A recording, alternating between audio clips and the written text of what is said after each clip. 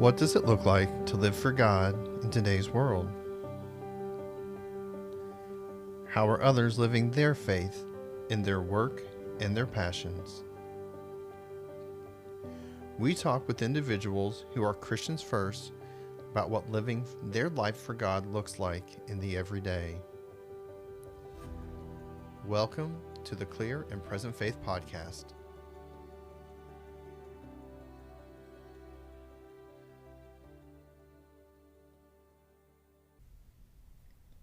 Hello, and thanks for listening to this episode of the Clear and Present Faith Podcast. My name is Paul, and I'm grateful you're joining us today. Please take a moment to subscribe to the Clear and Present Faith Podcast on your favorite platform, like this episode, and share it with a friend, family member, or coworker. Also, make sure to check out and subscribe to our website, clearandpresentfaith.com, where I post weekly blogs on a variety of spiritual topics and to get updates as we go live on more platforms. Also, if you have a question about a spiritual topic or a prayer request, please visit the Ask a Christian page on the website and leave us a comment. If you're tuning in for this episode after the last one, then I really appreciate you. I'm not certain what happened, but the audio for episode 8 didn't translate well on a number of platforms. This past weekend, I worked with it a bit, reloaded it, and I think we have it resolved now. So if you didn't get all the way through episode 8, make sure to go back and check it out as a lead up to this one. In the first half of my conversation with Todd Chandler, he talked about the constant presence of Darwinism in modern scientific teaching and study. And when most people start thinking of Darwinism, the Galapagos Islands likely come to mind. A couple of years ago, Todd led a short-term study abroad trip to those tiny islands off the coast of Ecuador. I hope you enjoy the second half of our conversation, where Todd talks about some of the unique experiences from that trip. Thanks again for tuning in, and here's the second half of my conversation with Todd Chandler.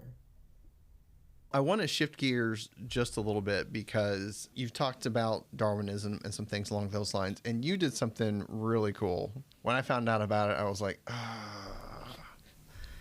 can I make that happen? Is there any way I could go on this trip? And so, let's see. So was it 2023? 24. So 2024, you led a short-term study abroad trip to the Galapagos Islands, and to specifically look at some of these things that you've talked about in terms of evolution and Darwinism and how it impacts faith and all those kinds of things. And so to me, it sounded like, as somebody who is a science adjacent nerd, I guess, that does enjoy those kinds of things, I was like, that is a trip I would 100% go on. But timing, unfortunately. But what was that trip like? How long was it? And we were on the islands. The trip was 9 days. Okay. So we were on the islands, I think 7. Yeah, 7 of those 9. It was amazing. It was so fun, so enriching. That's probably the word I've used more than anything. It was just an enriching trip. On lots of levels. It was eye-opening. It was inspiring. The Galapagos are about 500 miles off the coast of Ecuador. They're Ecuadorian territory, property. And so we flew into Quito, then flew over to the islands. And they're volcanic islands. We would be familiar with Hawaii. It's right. That same idea. Right. Which they rose out of the ocean. And all the life that got there came from somewhere. It came from the mainland somewhere. Right. So the wildlife is just amazing. And it's largely untouched. Now, there's the largest island there has 20-something thousand people on it. Another island has several thousand. So they have that. But when you get away from that in particular, it's just a spectacular sort of place to see. The biodiversity is rich. We have people who are sort of there for the photography. We have people there who really wanted to see the geology. Then we just had people who were just there because they knew it was a really cool place to go. So we all traveled there, of course. So the typical day was we would get up and eat, and then we'd travel to where whatever the destination was of that day. And go around and see things and explain things. And here we had a guide, of course, explaining and leading the tour. And then the evenings we'd come back, wherever the hotel was that night, we'd eat. And we would largely sit around. I would always, after everybody was mostly done with eating, just lead some discussion, Q&A, questions. Nothing long, 20 minutes or so maybe, of just discussing what have we learned today, what have we seen, and what did Darwin see, and what questions did he ask, and how did he answer them, and how might we answer them? What did Darwin get right? And where did he go amiss? And where did we continue to go amiss? And those discussions were some of my favorite times in there because just the group dynamics and the kind of questions and the kind of insights people had. And we had given some suggested reading if they wanted to read before they came, so they had a little bit of background and all. It was so fun, and I hope to go back. If I go back, I'll let you know. You can join on the next trip. I think when I found out about it last year, it was a month before you were leaving or something like that. I had opened up my email and there it was, and I went, oh man. So as you've alluded to, from a scientific perspective, the Galapagos are probably most closely associated with Darwin and his time there and the development of the theory of evolution. So when you're trying to demonstrate the fallacy of evolution on a macro scale to someone who denies the idea of creationism, what's your go-to example? Yeah, that's a great question. I don't really have a go-to in many ways. Okay. It's Darwinism is such a broad, complex subject. It's incredibly broad. I would love for a silver bullet to exist that I could say this is the thing, Right. But it's just not. So when you go there, to the Galapagos, and you sort of put yourself in Darwin's mind as you stand on the same island that he stood on. You look out and you see the tortoises and you see the finches running around and you see all the various species of birds around. It's sort of like going to a key historical place. I don't know if you've ever been to Boston or something. And you stand in the church building where they hung the lanterns in the steeple.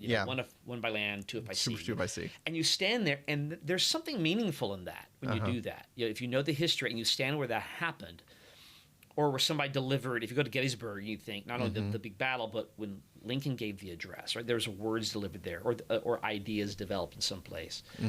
You go to Jerusalem, you stand on the Mount of Olives, you look across the valley to the city. I mean, that is a profoundly moving place just to be. The Galapagos is similar to that, in that you think, this idea of evolution is so represented by Darwin's time there. He doesn't talk about it a ton in many ways, but it's represented by his time there in lots of ways. Particularly the finches have become sort of certainly iconic. Right. And so you see those things jumping all around you and are eating your food as you drop it off the table, in the restaurants, because like all birds do, they learn. Yes. They learn. They know where to hang out. They know where to hang out. Humans are messy when they eat. So when I'm talking to somebody about Darwinism and really what he got right, which is that certainly species adapt and populations change over time and natural selection is a real thing, and where he took that so far, one of the first places I try to understand is, are they open to something other than a materialist explanation? Are they only open to materialism? Because if someone is a materialist for all practical purposes, then something like Darwinism had to happen. Yeah. There's no real choice for that. If I'm a materialist, then there's just not another option. Which is why really bright people like Richard Dawkins, who's extremely bright, very antagonistic, but very bright, can say things like, if there were no evidence in favor of evolution, there is, of course, he says, natural selection would still be the preferred theory over anything else. Okay. So how can someone say that? Evidence essentially is irrelevant. It's because if he's a materialist, he's looking for a materialist explanation of things. So something like Darwinism has to be true. Right. So if I'm talking to somebody who has that perspective, then I need to know that going in, because there's no really option for that. Then you have to start addressing the philosophy of materialism. That is, it's a philosophy. So you've chosen to believe that, and that's fine if you want to choose to believe that. But just understand that's a belief system, right? And you can't test it. You can't in any way validate it or invalidate it, right? It's a belief system.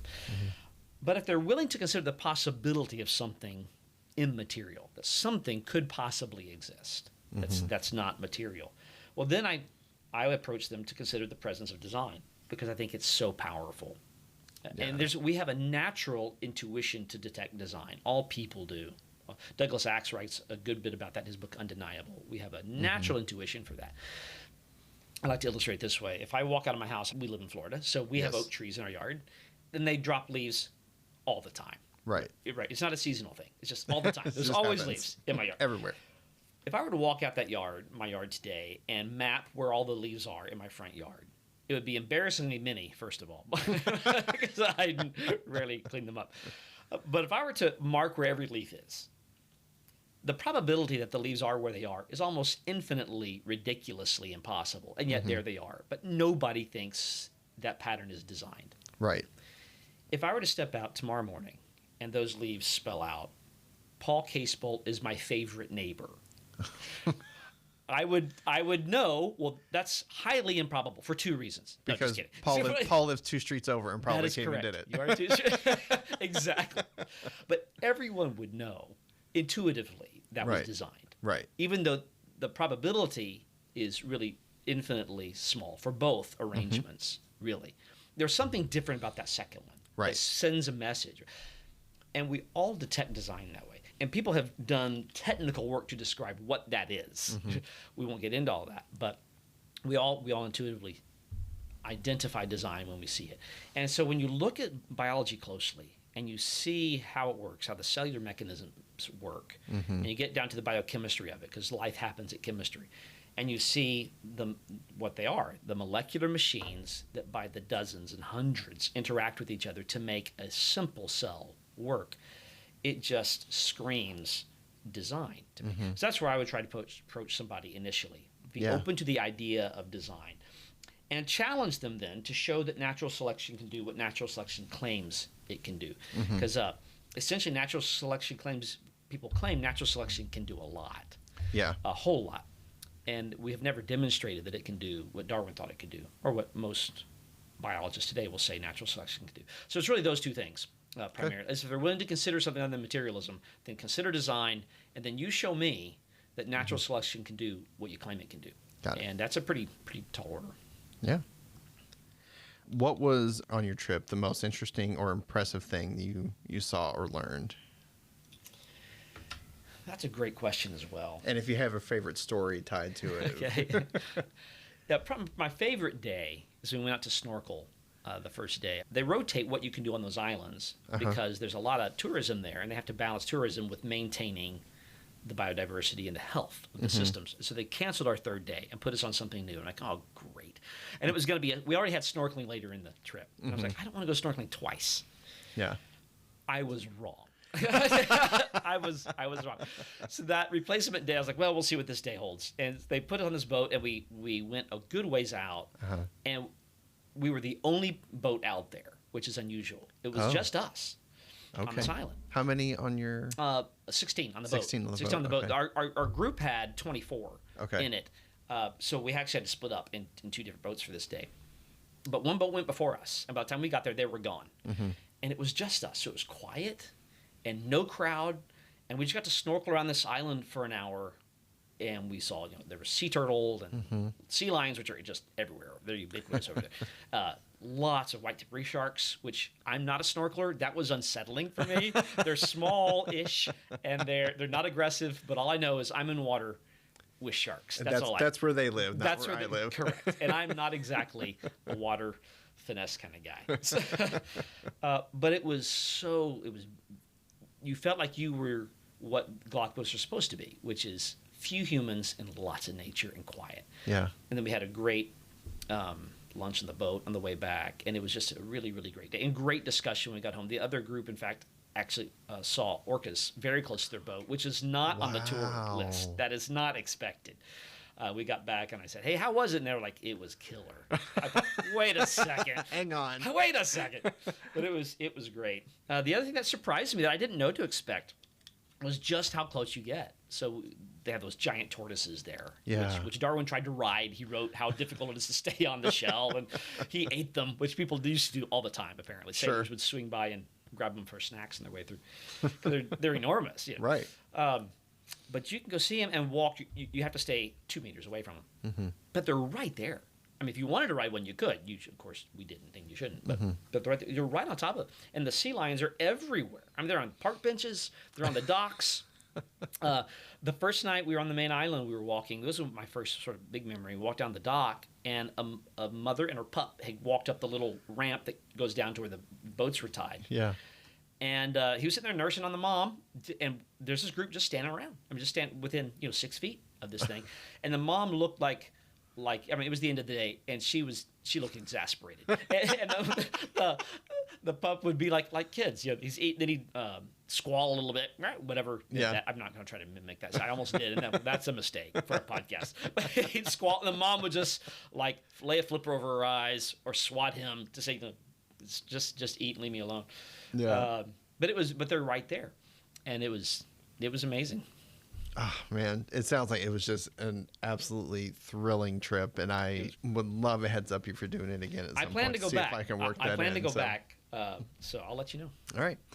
So the last thing I want to do with you today, Todd, ask all my guests before they come on the podcast to send over a brief passage of Scripture, something that they find to be encouraging and something they find to be helpful in their daily walk. And you sent over Matthew 11:28 through 30. The English Standard Version reads, "Come to me, all who labor and are heavy laden, and I will give you rest. Take my yoke upon you and learn from me, for I am gentle and lowly in heart, and you will find rest for your souls. For my yoke is easy and my burden is light." What is it about that passage that you find to be an encouragement for you? Provide any context you want to provide for it and that kind of thing. But when you read those words from Scripture, what fills your heart from that? Jesus is a teacher. Right? Then, because Jesus is a teacher, when he says, "Come learn from me," and that's an invitation to sit at the feet of the master teacher. And what he gives to us is what we all really long for, which is, okay, who am I? And what am I supposed to be doing? What fits right? What yoke am I supposed to be wearing? We're made to carry a load. We're made to work. They were in Eden before sin, right? So what is that? And it's so frequently I lay a yoke on myself that I'm not intended to carry. And of course, sin is that big yoke. It just wears you out, and it wears you down. And what Jesus says, "Come to me, and you're weary, you're heavy. I'm going to give you rest." That doesn't mean I'm not working. It doesn't mean I don't have any yoke to. Right. If you're wearing a yoke, you're doing work. But it's the work I'm supposed to be doing. And in that sense, as I understand that, the burden is easy. It's light. I'm yoked as I ought to be. And that's just a reminder to me, because life is hard. And sin makes life hard. And it is a blessing to know that we have a Savior who knows that. And he's willing to be patient and say, "I'm going to teach you something different. So come to me and learn. And I'm going to give you the rest that you're looking for." And that's a very peaceful message. Yeah, and it's such a great point, the idea about you're going to be yoked either way. Right. And in one yoke, you're going to be constantly pushed down, and you're going to be constantly discouraged. And in the other yoke, there's going to be challenges. Like you said, it's not going to mean no work. Right. But at least you are working towards a purpose. And it's like, if you are working in a secular job that you just can't stand, it just going into that every single day is a challenge. And when you get into something that is something you enjoy and better positions you to fulfill the purpose God has for your life, it becomes immensely easier. And so how much more so as we think about the spiritual yokes that Matthew's talking about here, I think is a really, really great point. Yeah. So it's been important to me. It's been helpful. Well, Todd, thank you so much for coming on today. Thanks for having me on. I've really enjoyed it. I thoroughly enjoyed the conversation. And for our listeners, if you have any questions, certainly feel free to reach out to the show. We'd love to get any questions answered for you. And maybe we can get Todd back on someday here. I'd love it. We'll see. But I'd love it. Thank you again for coming out today. My pleasure.